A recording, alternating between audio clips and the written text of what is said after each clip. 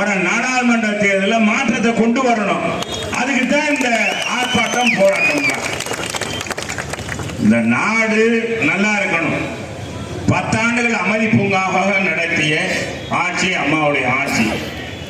புரட்சி தலைவர் அம்மா எடப்பாடியார் 31 ஆண்டு காலம் இந்த தமிழ்நாட்டை ஆண்டு இருக்கும். இது மாதிரி ஒரு கேடுகட்ட ஆட்சியை நம்ம கொடுத்ததே இல்லை.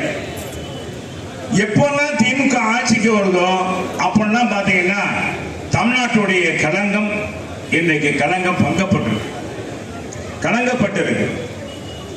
பூச்சி பேரல் ஊழல் உங்களுக்கு தெரியும், சர்க்காரிய பேரல் அவங்க அப்பா காலத்தில், கலைஞர் காலத்தில். அதே மாதிரி 2G அணைக்கட்டை ஊழல். இன்றைக்கு சர்வதேச அளவுக்கு கொடிகட்டி பறக்கிற போதைப் பொருள் கடத்தல். இன்னைக்கு நம்முடைய நாடு இன்னைக்கு திராவிட மாடல் சொல்றாங்க, இந்தியாவுக்கே முன்னோடி. இல்ல ஸ்டாலின் அவர்களே உங்க ஆட்சி உலகத்துக்கே வழிகாட்டியா இருக்கு. போதைப் பொருள் கடத்தல இன்னைக்கு வழிகாட்டியாக இருக்கு இந்த ஆட்சி.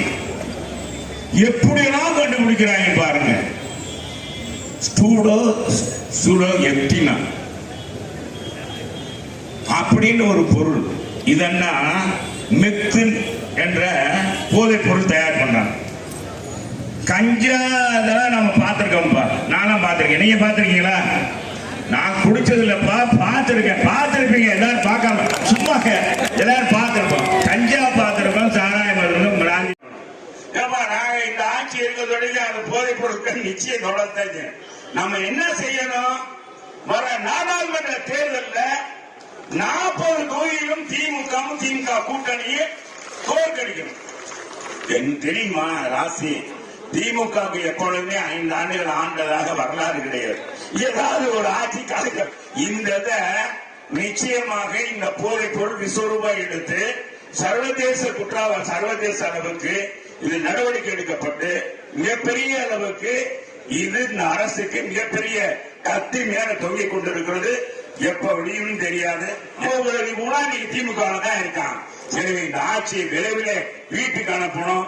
26 இல்லனே, 26 இல்லனே, அதுக்கு முதல்ல இந்த ஆட்சி கலைக்கப்பட்டுருவாங்க, கலைச்சிருவாங்க.